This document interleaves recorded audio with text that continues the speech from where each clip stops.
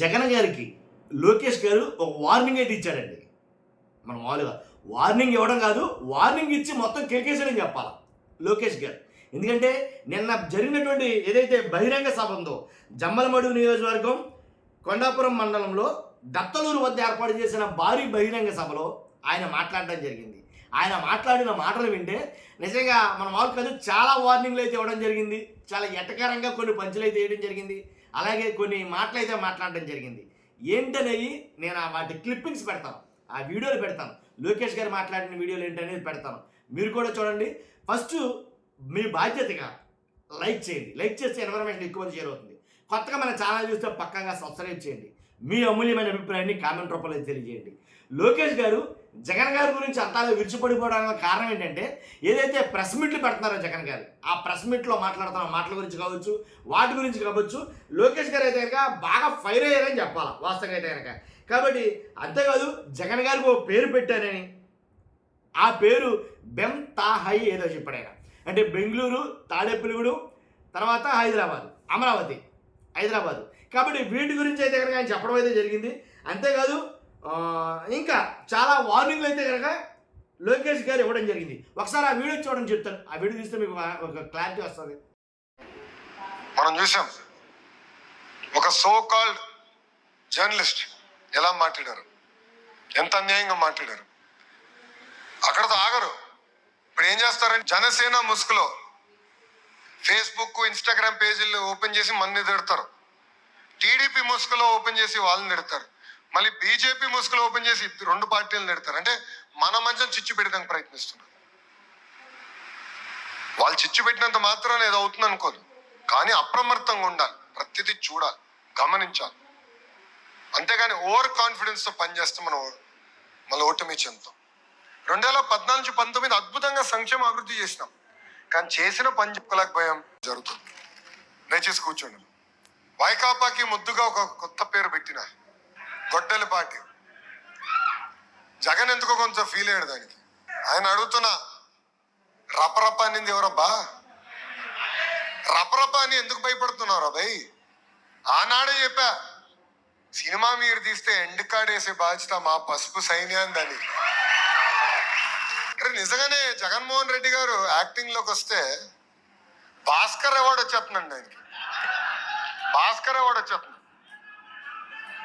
ఎంత అద్భుతంగా నటిస్తాడంటే అసలు నాకే ఆశ్చర్యం వేస్తుంది. ఆ నటన చూస్తే నాకే ఆశ్చర్యం వేస్తుంది. ఎట్లుంటాడో మనం చూస్తున్నాం కదా. బయట ఏమో ముద్దలు పెడతాడు, లోపలేమో చిన్నాన్ని లేపేస్తాడు. అందుకే ఆ రపరప పార్టీని సంగతి కూడా చూసుకోవాల్సిన బాధ్యత మనందరి పైన ఉంది. ఆ రపరపలు చెప్తున్నా, అన్ని చూస్తూ మేము ఊరుకోరా భయ్. మీరు రపరప అంటే మేము తగ్గుతాం అనుకుంటున్నావా? జగన్ గారిని చూసినా, వాళ్ళ తండ్రి గారిని కూడా చూసినా ఎవడు మమ్మల్ని పీకలేకపోయాడు. మీరు ఒక లెక్కన జగన్మోహన్ రెడ్డి గారికి మంచి పేరు పెడుతున్నారు, పెంతాహై. పెంతాహై 3 రోజులు బెంగళూరులో, 1 రోజు తాడేపల్లిలో, 3 రోజులు హైదరాబాద్లో. అందుకే ఆయన జగన్మోహన్ రెడ్డి అన్నది నుంచి పెంతాహై అన్న ముద్దుగా మీరు పిలవండి. పెంతాహై. పక్షంలోనే మేము భయపడలే. ఆనాడే మీ నాయకుడు చెప్పిన, ఎన్ని కేసులు పెడతావు పెట్టుకోపో, ఎక్కడ మర్చి పెట్టుకుంటావు పెట్టుకోపో అని చెప్పిన. యువగలం పాదయాత్ర అడుగడుగు నన్ను ఇబ్బంది పెట్టిన. మైక్ లాక్కున్నారు, స్టూల్ లాక్కున్నారు. ఆ రోజే భయపడలా. అన్ని విషయాలు బయటకు వస్తాయి. ఆ వ్యక్తి కూడా చెప్తున్నా, త్వరలో నీ టైం కూడా వస్తుందబ్బా. ఎవరైతే చట్టాలు ఉల్లంఘించారు ఎవరిని వదిలిపెట్టే ప్రసక్తే ఉండదు. పలానా వ్యక్తి మావేని, పలానా వ్యక్తి బాబే అనుకుంటే ఆ వ్యక్తి కూడా నేను కాపాడలేడని ఈ సభాముఖంగా ఆ వ్యక్తికి నేను హెచ్చరిక జారీ చేస్తున్నా. ప్రతిపక్షంలో మన ఇబ్బంది పెట్టారు, కేసులు పెట్టారు. పాదయాత్రలో పాల్గొంటే షాపులు మూయించారు. కానీ నాకు అండగా నిలబడింది నా ఎదురు కూర్చున్న పసుపు సైన్యం. చూసాగా అవార్డులు కూడా ఇవ్వడం జరిగింది జగన్ గారికి, లోకేష్ గారి. ఏంటంట, భాస్కర అవార్డు అంట. భాస్కర అవార్డు అని లోకేష్ గారికి ఇవ్వడం, లోకేష్ గారు జగన్ గారికి ఇవ్వడం. మరి అలా అయితే కనుక ఈ అవార్డులు ఇవ్వడం గురించి అయితే కనుక కొన్ని మాటలు మాట్లాడాలి ఖచ్చితంగా. వాస్తవంగా లోకేష్ గారు జగన్ గారికి ఇచ్చింది భాస్కర్ అవార్డు. భాస్కర్ అంటే ఏదో సినిమాలో బ్రహ్మానందం గారికి అనుకుంటా ఇస్తారు, ఆస్కార్ అవార్డు బదులు భాస్కర్ అవార్డు ఇచ్చారని చెప్పేసి. దాని గురించే లోకేష్ గారు జగన్ గారికి భాస్కర్ అవార్డు ఇవ్వాలి అని అయితే ఆయన మాట్లాడడం జరిగింది. నేను మిమ్మల్ని అడుగుతున్నా, నేను డైరెక్ట్గా మిమ్మల్ని అడుగుతున్నా, జగన్ గారికి ఎలాగో అవార్డు గురించి, ఆయన ఇచ్చిన అవార్డు గురించి పక్కన పెడితే, మీరు ఇవ్వాల్సి వస్తే జగన్ గారికి ఏ అవార్డు ఇస్తారు?